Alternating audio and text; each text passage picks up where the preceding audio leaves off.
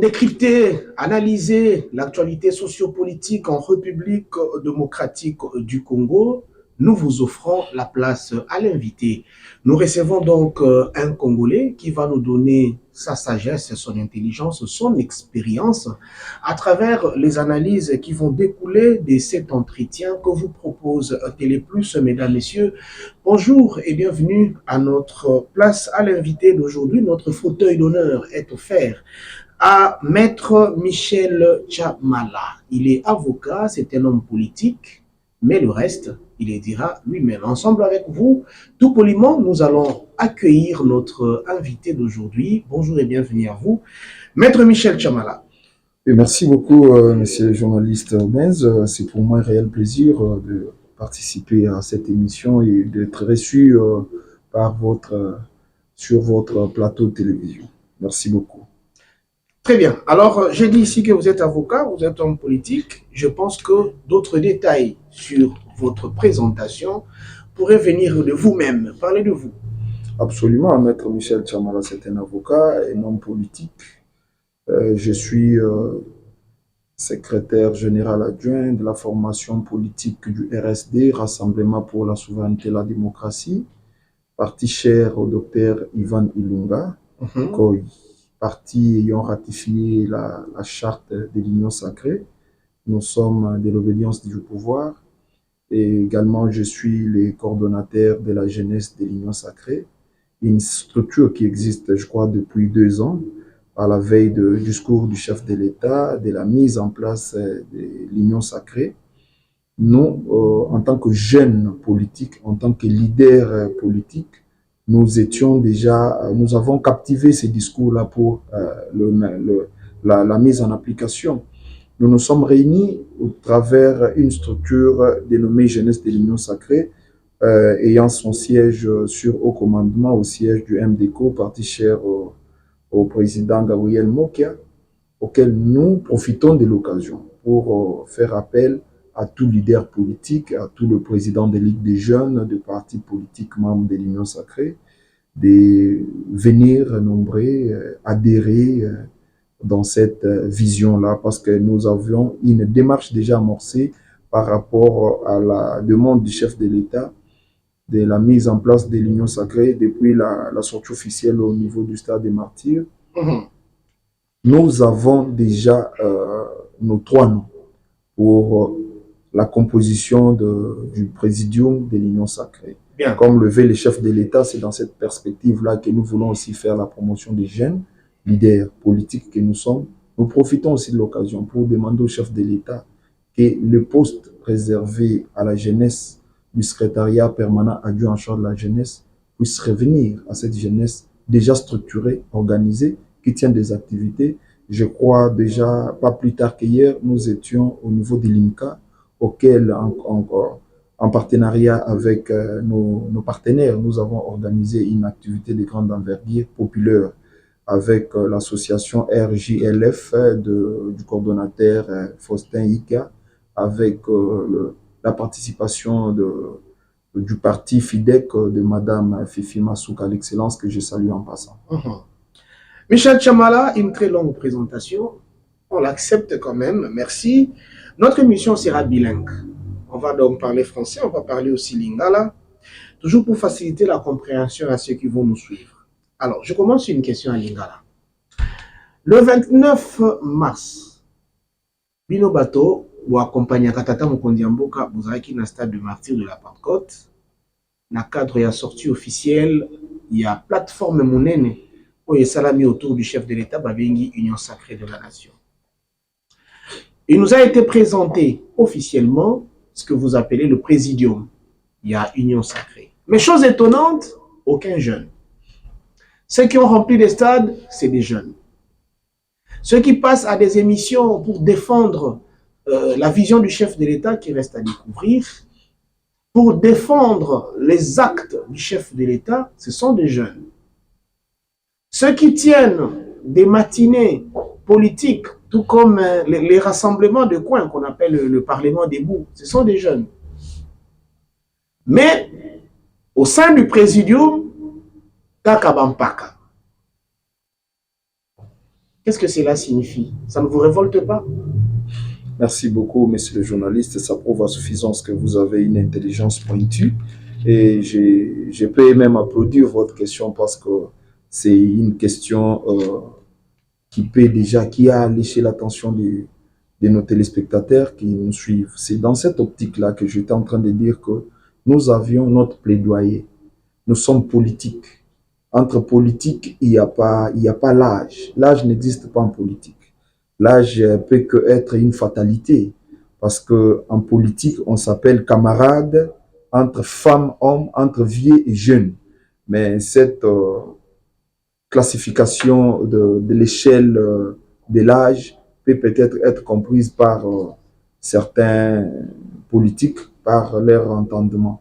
C'est comme ça que nous nous sommes dit, nous jeunes, nous nous sommes organisés au travers de la structure de la jeunesse de l'Union sacrée, auquel notre plaidoyer, c'est de faire comprendre au chef de l'État qu'il est temps pour que les jeunes structurés au travers de la structure de l'Union sacrée. Des plaidoyers en plaidoyer, papa. Non, non, pourquoi vous ne faites pas une bonne pression qui nous revient des droits? Quoique dans l'Union sacrée, beaucoup ça la pécitine. Ce n'est pas un conseil que je vous donne, ce n'est pas une idée que je vous donne. Mais j'ai dit, logiquement, parce que ça frustre beaucoup de jeunes. En dehors des caméras, on échange avec vous tous. D'aucuns disent, on n'a pas aimé. Mais si vous n'avez pas aimé, pourquoi vous ne manifestez pas pour qu'on vous accorde cette place?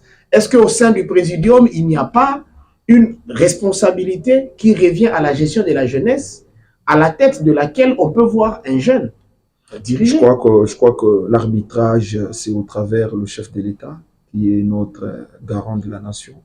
Le chef de l'État, désormais, depuis son accession au pouvoir, il a toujours milité pour la promotion de la jeunesse. Raison pour laquelle, depuis l'ancien régime, vous n'aviez jamais vécu et vu ce qui se passe désormais au travers la bonne volonté du chef de l'État. Je crois que la bonne volonté du chef de l'État, qui du reste est encore manifeste, au fur et à mesure, va prouver à suffisance à la face du monde que le chef de l'État, c'est quelqu'un qui a l'oreille d'écoute.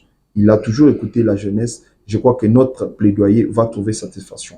Parce que le chef de l'État, à titre d'illustration, a démontré à la face du monde politique interne qu'il était possible de placer un jeune à la tête d'un ministère de la jeunesse. Il n'était pas impossible de nommer des jeunes bourgmestres moins de 30 ans. C'est au travers le mandat du chef de l'État, Félix-Antoine Tshisekedi Tshilombo. Nous avons des PCA, des présidents des conseils d'administration. Je profite de l'occasion pour saluer les présidents de la Ligue des jeunes de l'IDPS, le président Amissi Makutano, qui gère une entreprise de grande envergure, des premières catégories. C'est l'OG Frère. Est-ce que demain, ça sera aussi Michel Tchambala? C'est le vœu de tout le monde, de tous les jeunes de Alors, Michel Tchambala, je ne te coupe pas. Nommer un jeune est une chose. Nommer un jeune capable en est une autre.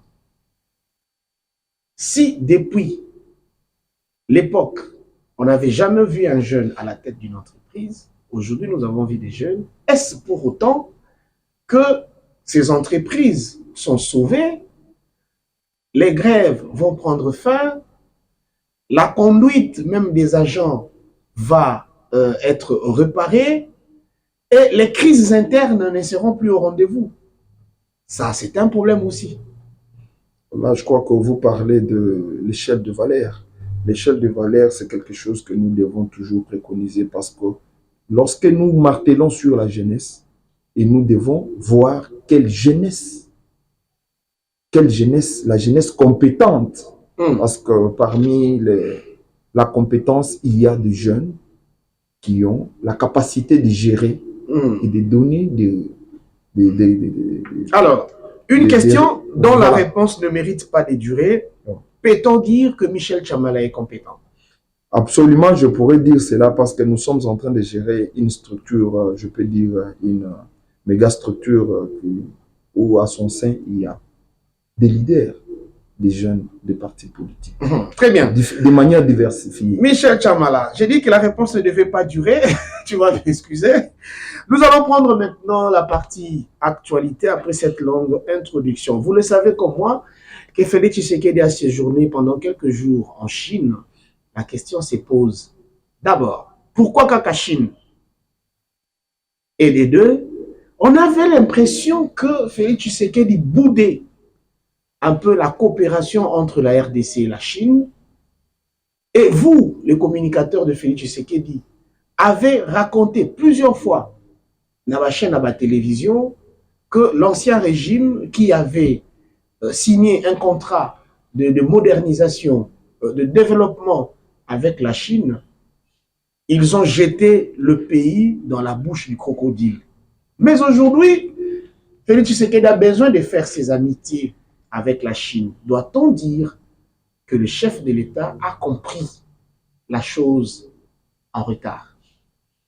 Merci beaucoup, monsieur le journaliste. J'ai toujours, pour ne pas vous rappeler que je salue la pertinence des questions. Je crois que le chef de l'État, là où il va se sentir encore applaudi par les milliers de Congolais qui les suivent en ce net moment en Chine. Parce que le chef de l'État s'est décidé de couper les cordons ombilicaux démoniaques, parce que la question des contrats chino-congolais, sino-congolais, c'était une question qui taraudait les esprits des milliers de Congolais, qui, les gens avaient peut-être une autre perception de ces régimes, ayant conclu des contrats d'un État à une entreprise qu'on était encore jusqu'à preuve du contraire en train de chercher dans l'anère des entreprises chinoises. Donc là, le chef de l'État saisit la question au bon pour dire que voilà, on devrait revoir ces contrats chinois auxquels, dans l'affaire de Matata, il y a eu même à boire et à manger, parce que certains Chinois disaient qu'avoir épuré peut-être les contrats ou sinon les constructions des routes et bâtiments qui leur étaient confiés, mais dans la pratique, c'était autre chose. C'est comme ça que le chef de l'État... Apparemment, vous êtes au pouvoir pour tout prouver à Kabila et aux kabylistes. C'est comme ça que le chef de l'État a voulu faire les choses comme un bon patriote, comme un fils du pays, raison pour laquelle nous saluons même le président Tchani, qui nous dit désormais que nous devons travailler avec les natifs, les vrais Congolais, qui ont la passion et l'amour du Congo, pour ne pas donner le pouvoir de la magistrature suprême à quelqu'un qu'on ne maîtrise pas l'identité. Quand on voit le chef de l'État s'est décidé désormais, le chef de l'État s'est décidé désormais d'aller nouer les relations d'État à État, d'égal à égal, 50-50, pour que l'État congolais désormais puisse être bénéficiaire pareil à la Chine. Ça veut dire que dire qu'il a tout trouvé. La Chine, hein, peut-être la meilleure construction de la Chine, conclut avec le maréchal Mobutu et les Zaïre à l'époque de maréchal Mobutu avec la Chine, jadis dans les temps, c'est peut-être l'œuvre de Pont Maréchal et les stades de Martyrs. Ça, c'était les contrats qui ont été signés d'État à État. Lorsque nous voyons la situation que vous essayez d'épingler, la question de Joseph Kabila, ça c'était l'État congolais ayant signé des contrats avec des particuliers, des individus non élucidés. C'est parce que le contrat chinois avait été menacé, matraqué par les compatriotes congolais de père et de mère. On connaît quand même l'histoire. Les va-et-vient qu'on faisait en Chine partout pour dire qu'il ne faut pas faire confiance à ces jeunes présidents. Il y a aussi les démarches macabres menées de la part des institutions de Bretton Woods pour ne pas permettre à la RDC de connaître son essor à travers la collaboration avec la Chine. Ça, il faut reconnaître. C'est un miroir qui doit vous aider. Sinon, vous tomberez aussi dans la même difficulté dans laquelle s'est retrouvé autrefois Joseph Kabila. Vous savez, au stade actuel, il y a ce qu'on appelle les liens serrés tout autour du chef de l'État, Félix-Antoine Tshisekedi Tshilombo. C'est les liens de patriotisme. Le peuple est serein derrière le chef de l'État. Le peuple est regardant. C'est-à-dire que notre vœu, c'est de voir que le chef de l'État, c'est lui qui détient le destin de tout un peuple. Notre devenir. Nous ne pouvons pas nous mettre à la place d'être un prédicateur de malheur, un prophète de malheur pour la RDC, parce que nous disons déjà que nous voyons déjà la volonté manifeste du chef de l'État de nous amener au Panthéon, Michel de nous Tchamala, sortir du gouffre pendant 18 ans. il ne reste plus qu'un mois pour que M. Tshisekedi soit réputé président sortant. Nous allons vers les élections. Et c'est vraiment au bout de son mandat que Félix Tshisekedi va négocier avec la Chine, qui pouvait, s'il avait bien voulu, bien avant, mieux l'accompagner pendant ces 4 ans et demi, pour réaliser monts et merveilles, selon qu'il promet aux Congolais. Vous ne trouvez pas que c'est tard? Peut-être que vous connaissez mieux les choses que peut-être les spectateurs, les téléspectateurs qui nous suivent. Vous savez que le chef de l'État, c'est un candidat à élire. Il a encore quoi dire aux Congolais? Oui, il a à dire qu'il a trouvé les dollars à 16, c'est à 23,5. Il a à dire aux Congolais. Il a à dire que le pain de 100 francs n'existe plus. On pouvait sortir, on offre à son bébé un petit gâteau de 100 francs de la société dont je ne cite pas les noms. Aujourd'hui, c'est chose impossible. C'est ce que Félix Tshisekedi a à dire au peuple congolais. C'est ça. Et vous savez que le chef de l'État, c'est un président de la République qui a fait face à des multiples défis d'ordre sécuritaire économique. C'est-à-dire qu'à la veille même de la mise en place des institutions établies de la République, nous avons connu ce qu'on a toujours appelé la COVID-19. Ça a mis toutes les institutions en veilleuse, même sur le plan économique. Monsieur le journaliste, vous étiez à Kinshasa. Vous connaissez les méandres, comment la population a beaucoup souffert. Je ne vais pas vous rappeler ici qu'en ce qui concerne donc la farine pour la fabrication de pain, c'est la provenance de l'Ukraine qui est attaquée par la Russie. Et sur cette question économique, il y a des professeurs d'université qui peuvent encore vous prouver par profondeur de ce que je suis en train de vous dire, les attester et les prouver noir sur blanc. Très bien. Alors, Michel Tchamala, en Chine, Félix Tshisekedi, apparemment, Félix Tshisekedi a l'habitude de toujours s'exprimer sur son pays quand il est à l'extérieur. À chaque fois qu'il fait une sortie, quand il rencontre la communauté congolaise vivant dans ce coin du monde, il s'exprime mieux que quand il est ici au pays. Vous-même savez pourquoi, peut-être c'est sa stratégie de communication.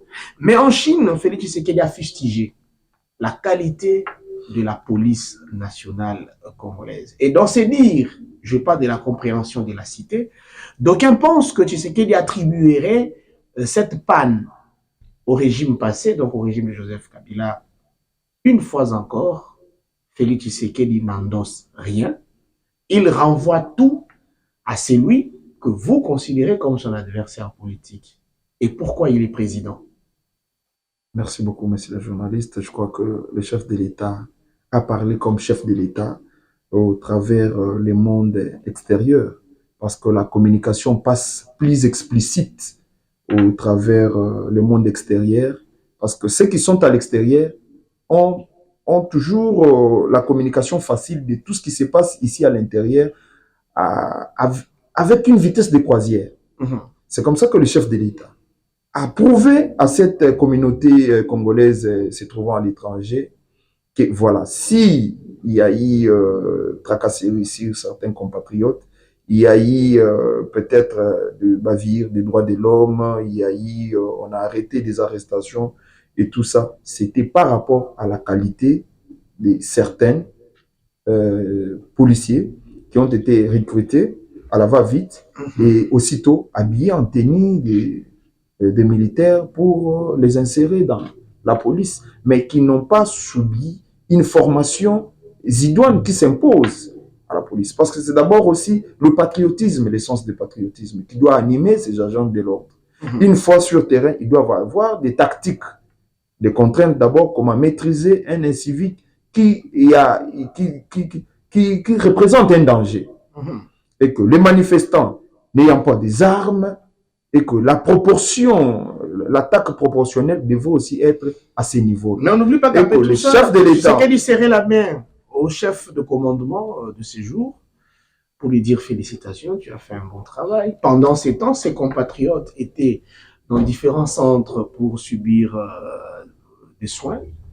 après avoir été molestés, sabotés par la même police. Donc, ce sont des gens, les cas collatéraux. Mais tu sais qu'elle dit féliciter le chef de l'État d'abord, en tant que père de la nation. Il a félicité les colonels pour d'abord la maîtrise qu'il avait sur les manifestants. Parce que les manifestants, animés par l'esprit de l'opposition, au travers la présence de tous les trois, je crois, trois leaders de l'opposition, ils influençaient la population à se soulever contre cette police-là. Et que la police, n'ayant pas, nous sommes en train tous de constater que la police n'a pas quand même été à la hauteur d'une formation à la dimension de la République. Mais il y a eu des cas collatéraux, des cas isolés que le chef de l'État a fustigé. Il a dit, voilà, il ne voulait pas voir, entendre qu'il y avait mort d'homme. Parce que cette prédiction-là, c'était dans les chefs des opposants qui voulaient voir un bain de foule descendre, qu'il y a eu des morts, il y a eu des gens et tout ça, voilà, pour attribuer ça au régime de Félix-Antoine Tshisekedi. Alors, tu peux nous aider à savoir, c'est qui le voyou dont a parlé le chef de l'État? Chers journalistes, je vais te dire tout simplement que dans tout le pays, même du tiers-monde, même en Afrique, il y a toujours des badauds, il y a toujours des voyous, il y a des gens qui sont entraînés par l'influence des autres personnes. Est-ce que ces compatriotes méritent d'être appelés voyous?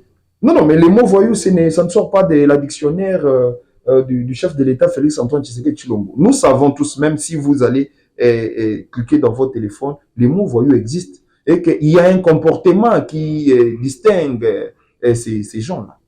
Ok. Nous sommes au cours de l'année électorale. C'est déjà au mois de décembre que les élections sont prévues. Alors qu'ici, beaucoup émettent encore de doutes sur la tenue de dites élections, Félix Tshisekedi a confirmé devant la communauté congolaise de Chine qu'il y aura bel et bien élection. Est-ce qu'on n'attendra pas que le chef de l'État se contredise dans les mois qui viennent? Là, ce sont les prophètes des malheurs, chers journalistes. Moi qui vous parle, je me suis fait enrôler à Kinshasa et que la phase d'enrôlement a pris fin sur toute l'étendue de la République démocratique du Congo. Le chef de l'État, lors du congrès face à la nation congolaise au palais du peuple, il a réitéré encore son vœu d'organiser des élections. Et que si vous vous mettez à la place des opposants pour rêver de l'illusion des élections, moi je vous dirais tout simplement que ne prenez pas votre temps de rêver. Nous sommes en train d'aller avec une vitesse de croisière parce que nous avons un professionnel en cette matière-là, que je salue en passant, le président Denis Kadima. Avec des cartes dont les photos disparaissent même par la promenade du vent. Je crois que peut-être ça c'était par rapport à la qualité améliorée déjà. Je crois que d'ici là, parce que la CENI doit travailler étroitement avec la commission de l'identification de la population ONIP pour octroyer à la population une carte d'identité. Je crois dans le fichier, on va encore puiser parce que l'ONIP va aller au travers, donc va aller au-delà des travaux faits par... Et l'argent, la CENI a suffisamment de moyens. Et que moi, en tant qu'électeur, en tant qu'éligible également, je suis détenteur de ma carte d'électeur comme vous.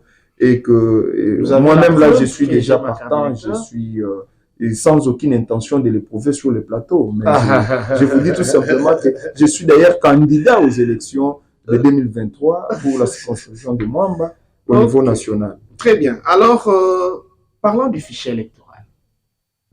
Il n'y a pas longtemps, on a procédé à l'audit du fichier électoral. Quel satisfecit de la part de Denis Kadima? Un satisfecit qui énerve certains observateurs, parce que nous savons que nous avons enregistré beaucoup d'abus dans les opérations d'enrôlement. Michel Chamala.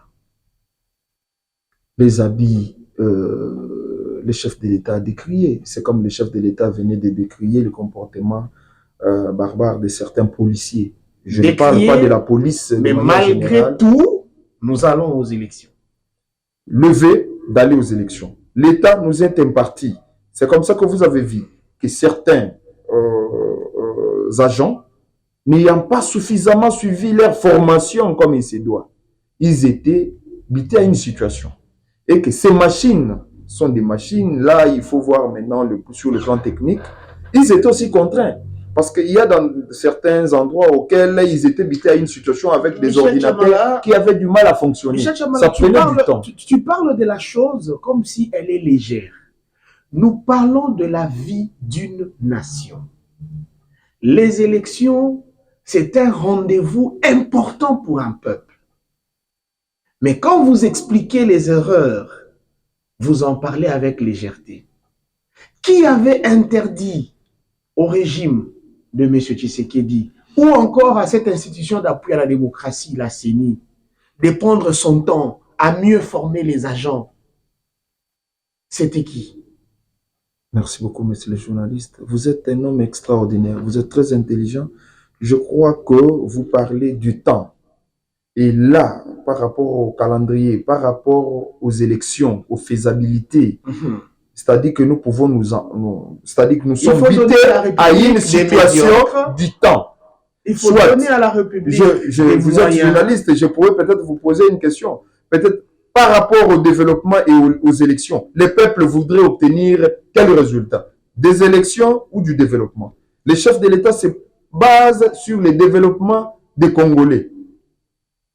Et du pays. Aux élections. Maintenant, et que les élections, avec l'État imparti, le président de la CENI, le président Denis Kadima dit, par rapport au temps nous imparti, voilà ce que nous pouvons faire. Peut-être on devrait commencer avant pour mieux faire, pour mieux préparer. Mais là, nous sommes bités. Vous avez parlé des élections hypothétiques. Mais nous vous disons, les élections, le chef de l'État est sur cette voie-là. Michel Chamala. Comment peut-on faire confiance au fichier électoral qui va nous conduire aux élections de décembre 2028 et 2023, alors que le Kasaï a pu enrôler plus d'individus que toutes les autres provinces, presque, parlons même de Kinshasa. Or, tous on connaît l'ordre démographique de la province du Kasaï, des Kasaï ou le Grand Kasaï. C'était quelle magie? Je vous fais suivre une autre question, vous allez répondre à toutes les deux immédiatement. Nous avons vu des images des bureaux d'enrôlement dans les ménages des individus. Nous avons vu des membres et cadres de l'Union sacrée avec des machines d'enrôlement dans leurs véhicules. Comment peut-on crédibiliser ces opérations d'enrôlement pour que l'on croie à ces fichiers électoraux? Michel Chamala. Merci beaucoup, monsieur le journaliste. Je crois que ici vous avez parlé de la première question, l'ordre démographique. On connaît que les Kasaï n'a pas plus d'habitants que d'autres provinces qui viennent au bas de l'échelle que les Kasaï. Moi, je voudrais dire tout simplement, ça c'est la question que vous avez posée. Je vous remets dans le principe de la CENI. La CENI se base sur le plan d'enrôlement. La CENI se base sur le plan d'enrôlement. C'est-à-dire, le nombre d'enrôlés au Kasaï ont accru, ont atteint une proportion élevée, plus que d'autres provinces. Et ça, je ne me vois pas. C'est-à-dire que ce n'est pas sur le plan politique. Hein? C'est-à-dire que la CENI, c'est une organisation indépendante qui n'a rien à voir à avoir un dictat des politiques et consorts. Oui, même si les politiques pouvaient s'entretuer pour les choix les rapports animateurs de la CENI. Nous présentés par la CENI, c'est celui-là, de nous dire que les Kasaïens, ou sinon les 2 ou 3 Kasaïs démembrés, se sont enrôlés de manière énorme. Donc, plus que d'autres. Vous avez vu, même ici à Kinshasa, beaucoup enrôlés. Vous savez, ici à Kinshasa, l'État nous était imparti auquel les Kinois qui se donnent à leur temps de l'hiver, à leur temps de travail, qui allaient rester toute la journée pour obtenir une carte d'électeur. Ici à Kinshasa, il y a eu une faible mobilisation. Vous comprenez? Mais à l'intérieur, peut-être au Kasaï, ils étaient peut-être sur, bon, et ils étaient attirés par la passion de dire que voilà, nous allons aux élections auxquelles nous allons remporter les élections haut les mains pour porter l'un de nous à la magistrature suprême. Peut-être je suis en train de réfléchir à haute voix. Peut-être ce qui se dit. Même si on sait ce que vous ne voulez pas dire. Non, mais c'est à vous de mais j'aimerais encore vous dire tout simplement ceci. Ce que vous venez de poser comme question, que voilà, on a rencontré ça et là, dans tout ça. Non, non. Mais je vous dis, partout au monde, les élections ont été toujours l'objet des conflits, des contestations. On doit retrouver des machines dans les bureaux des entreprises de gens, dans les moi, véhicules. Je me dis, c'est pas ça le vœu du chef de l'État. Le chef de l'État veut gagner les élections haut les mains, donc en toute transparence. Okay. Mais s'il y a des choses pareilles qui se font, nous avons entendu le PGR. Et là, la justice doit fonctionner pour se saisir de preuves palpables, prouvées par la clameur publique, pour que la justice travaille là-dessus.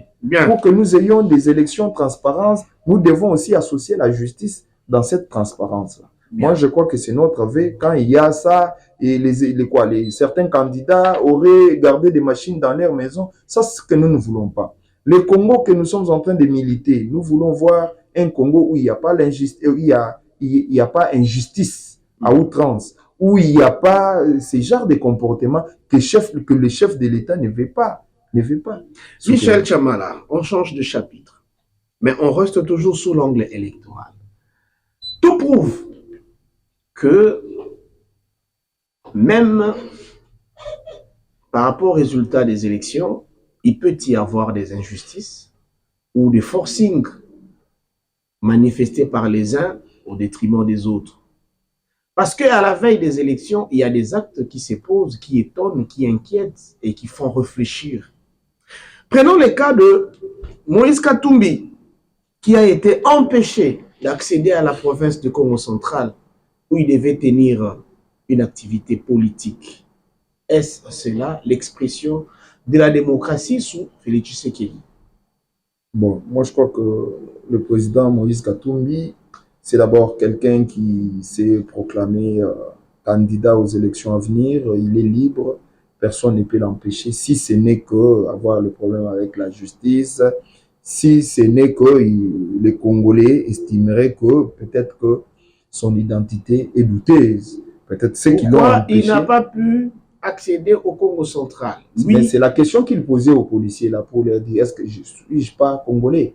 Donc lui-même là, il se rend compte que bon, à un moment donné, son identité n'est pas éclairée au vu des Congolais. C'est-à-dire ceux qui l'entourent, parce qu'ils ont convoqué une marche. Un jugement aujourd'hui en justice qui atteste que Moïse Katumbi n'est pas congolais pour qu'il se mette à s'inquiéter. Moïse Katumbi a été s'enrôler, il est porteur d'une carte électeur et c'est l'un des indices qu'on est congolais. J'aimerais vous dire tout simplement que la raison ne se justifie pas. Tel que vous êtes congolais, vous n'avez pas prouvé à la face du monde que vous êtes congolais, ou vous n'allez pas crier sur tous les toits que vraiment je suis congolais. Là, les gens vont dire qu'il y a quelque chose qui ne va pas. C'est comme ça que le président Moïse Katumbi demandait même aux policiers, qui suis-je? Moi, je ne suis pas congolais. Là, ça prouve à suffisance qu'il y a des choses qui ne sont pas éclairées, bon. Parce que son père étant un blanc et puis sa mère, je crois, d'après certaines indiscrétions, on nous parle d'une Tanzanienne. Bon, moi, l'identité congolaise, elle est tirée d'où? Bon, je me dis, les leaders politiques, ils se sont réunis 3 personnes. Derrière eux, il y avait 15 personnes.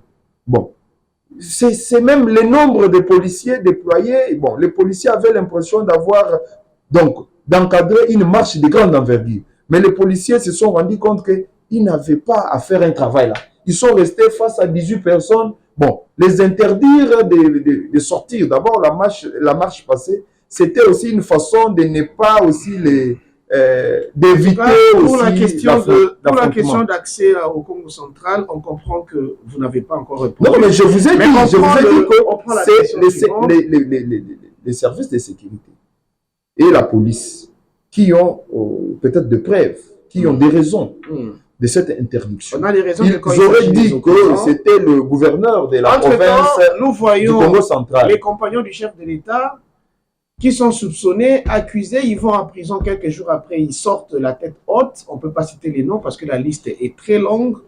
Mais de l'autre côté, quand tu es opposant, tu ne peux pas te déplacer chez toi parce que tu es prétendu candidat président de la République. Parce que vous savez... La même difficulté, je pose la question qui suit, vous pouvez intervenir. L'a rencontré Matata Ponyo, ancien Premier ministre, tout est prouvé qu'il est congolais. Matata devait aller échanger avec les étudiants dans une université à Kenge, chez Christophe Mbosso. Il a été empêché de tenir son activité. Et il a été clairement dit que c'est le gouverneur qui avait interdit cela.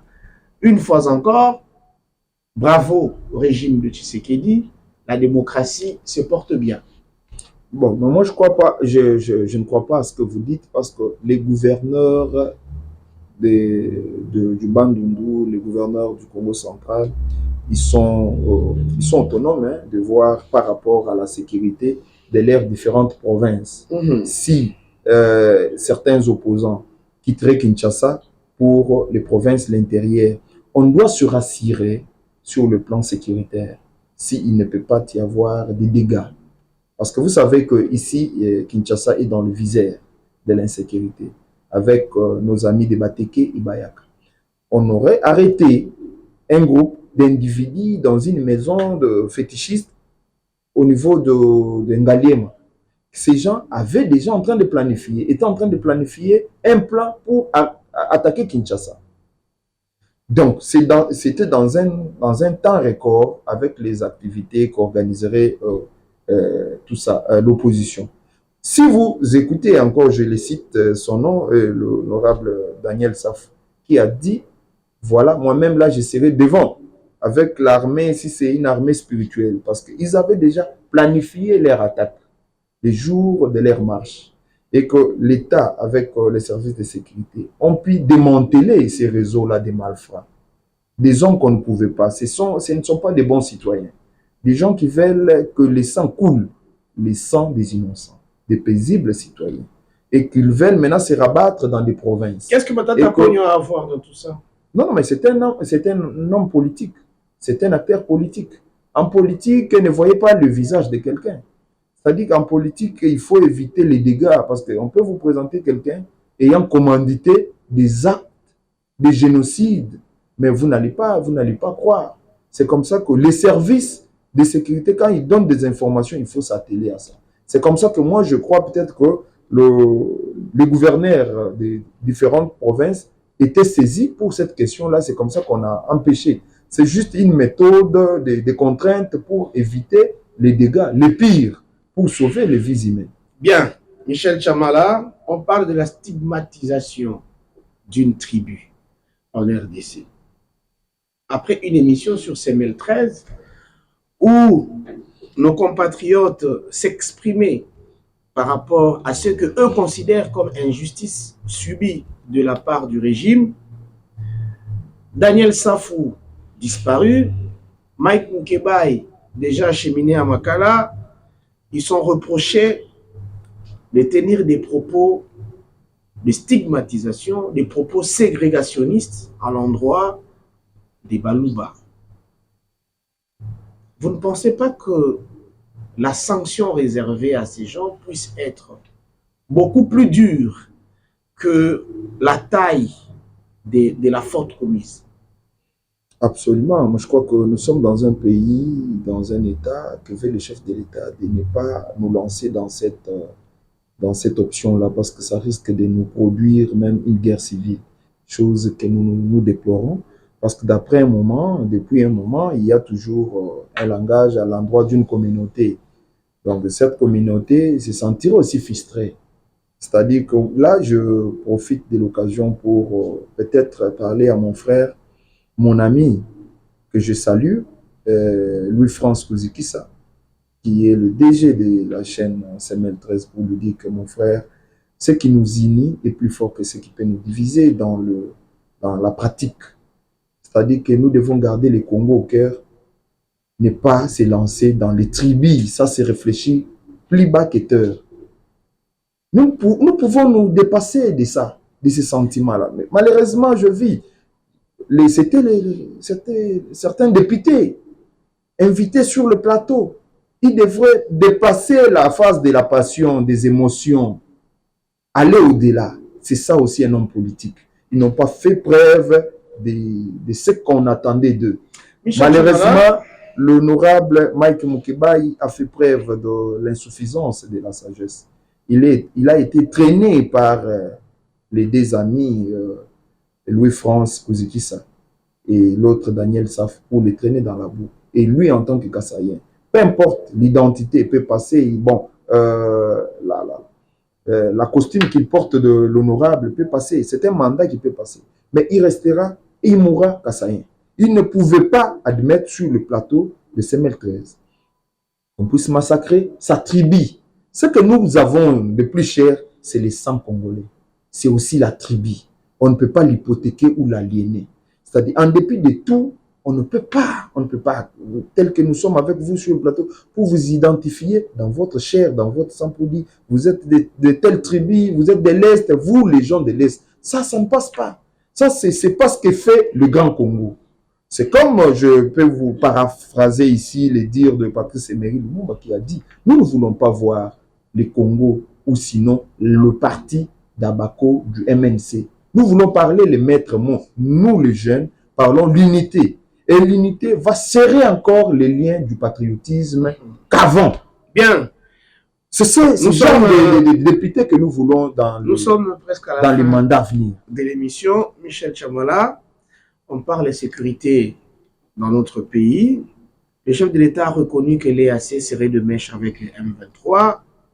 Une fois encore, il a découvert tard, alors que plusieurs compatriotes étaient montés plusieurs fois au créneau pour décrier la composition de l'EAC qui était à craindre par rapport à la situation sécuritaire de notre pays. Vous ne trouvez pas que Félix Tshisekedi n'a pas bien joué les jeux? Bon, moi, je crois que le chef de l'État, c'est celui qui a les contours de la politique congolaise. L'autre fois, les gens les traitaient d'un président faible, d'embrasser, de faire venir, d'inviter le président Kagame, de l'appeler frère. Il faut toujours approcher son adversaire pour le contourner, pour le maîtriser. C'est ce qu'il n'a pas pu faire. C'est le chef de l'État qui a approché le président Kagame. Il a reconnu nos relations dans cette démarche. Il est dans une posture de non-retour. Parce que la guerre, la position farouche que le chef de l'État a opté, c'est de préserver les acquis de la RDC. Et la valeur de la RDC doit passer avant tout intérêt, avant tous les intérêts. C'est comme ça que le chef de l'État a dit niet avec le brassage du M23. Si nous devons peut-être discuter sur certaines questions sensibles de sécurité, mais ce n'est pas avec les forces terroristes du M23. Et ça, c'est comme si on avait mis la corde au cou de Kagame. Kagame voulait à tout prix pour qu'il puisse nous déverser encore certains étrangers sur notre sol, dans notre armée, dans notre société. C'est des choses qui ont été étudiées dans des grandes lignes et dans les détails par les services de sécurité. Et le chef de l'État s'est lancé dans cette optique-là. C'est de la même façon aussi que le chef de l'État a compris. Il avait d'abord une doute pour donner quand même la chance à cette force-là d'exercer à côté de nos forces armées. Mais on a compris que voilà, la question de la sous-région, c'est une question extravertie, donc, auquel plusieurs États de la sous-région tirent leurs dividendes, tirent leurs intérêts au travers de la République, au travers le minerai de la République démocratique du Congo. C'est comme ça que, voilà, c'est démontré noir sur blanc, même au travers les mouvements associatifs, la société civile du coin, ont prouvé à la face du monde que cette force-là n'est pas sincère avec la République démocratique du Congo. C'est dans cette optique que vous avez vu même un rapport déposé auprès du chef de la CPI, le procureur, pour maintenant déposer une plainte officielle à la CPI contre ces mouvements terroristes dit M23. Est-ce qu'on peut quantifier aujourd'hui le dégât déjà causé par la présence de l'EAC en RDC? Et quand on parle de cette question, apparemment, il y a encore de la légèreté alors qu'il s'agit de la vie d'une nation. Donc moi, je crois qu'avec la guerre qui s'est passée l'autre fois sous le régime Kabila pour démanteler, pour exterminer le mouvement M23, c'était accompagné de cette force-là. Ils étaient là à l'Est, ils ont opéré. Il y avait la force de l'Union africaine, il y avait la MONUSCO, qui était une force en appui à nos forces armées pour démanteler les forces ennemies. Mais je crois aujourd'hui la mission était toujours dans cette optique-là, mais la faisabilité, la mise en application a posé problème, il faut revoir. C'est comme ça que le chef de l'État demande le plus vite possible pour revoir rapidement la mission de ces forces-là.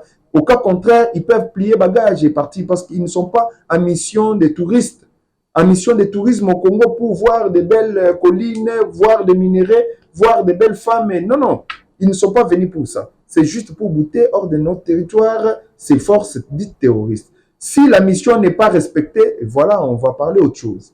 Michel Chamala, Mbororo à gauche, le conflit Tekeyaka à droite, Mobondo dans le Grand Équateur.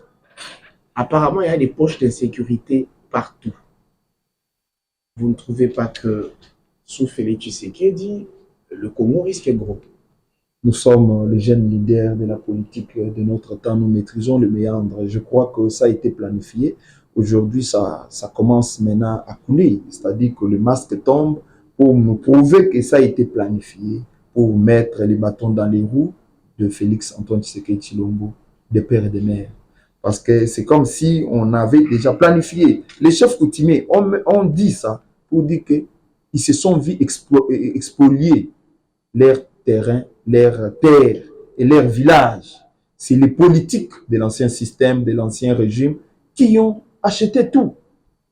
Vous comprenez? On achète les villages, on achète les hommes, les enfants et les femmes et faire des sites touristiques plus luxueux que l'État. Si on pouvait parler encore de cela. Parce que tout ici a été planifié par l'ancien système pour mettre les bâtons dans les roues du chef du président. Donc c'est Kabila qui a inventé les Mobundo. Mais je vous dis, lorsque vous voyez ces gens-là, vous les dites parce que vous avez vu que ces gens sont armés. Armés avec des lance-roquettes, où tireraient ces armes-là? Il n'y a que Kabila qui peut les leur donner. Non, mais moi je parle de l'ancien système, c'est-à-dire que l'ancien régime a tout planifié. Merci. Donc c'est à vous de tirer les conclusions de votre analyse. C'est la fin de l'émission, Michel Chamala. Une question de provocation. Est-ce vrai Camille Achature est PCA DGDEP, Daniel Massaro DG et une Nyakero DGA? Si oui, en tout cas, on pense que on partage bien le gâteau Congo. Hein? Ça devient une affaire de famille. Mais je crois que l'ordonnance publiée était lue et reste dans les annales de la RTNC. Vous, en tant que journaliste, vous avez la mission de recueillir, de rechercher l'information. Peut-être que je peux vous permettre de vous faciliter la tâche. J'appelle la RTNC pour qu'on nous fasse de l'année de publication des mandataires. Nous avions donc reçu Maître Michel Chamala. Il est avocat, il y a beaucoup de choses qu'il a dites au début de cette émission. Il était avec nous pour analyser l'actualité sociopolitique en République démocratique du Congo. Tous les amis qui nous ont suivis. Merci à vous. La jeunesse de l'Union sacrée. Peuple congolais, merci. Merci à l'équipe technique qui nous a accompagnés pour faire cette belle émission. Je suis dans l'obligation, dans le devoir de rencontrer la joie et le bonheur d'un de mes collègues. Ici, il s'appelle Gauthier Yanfou. Il fête son anniversaire aujourd'hui. Je lui souhaite joyeux anniversaire. C'est lui qui est derrière la caméra. Il nous faut un bon boulot. C'est lui qui réalise même cette émission. À toi, Gauthier Yanfou, joyeux anniversaire et que du bonheur. À toi, longue vie, grâces infinies. Voilà donc. Merci à vous, Michel Chamala, d'avoir été des nôtres. Le plaisir de partager. Merci beaucoup. Merci, peuple congolais. On se dit bye bye.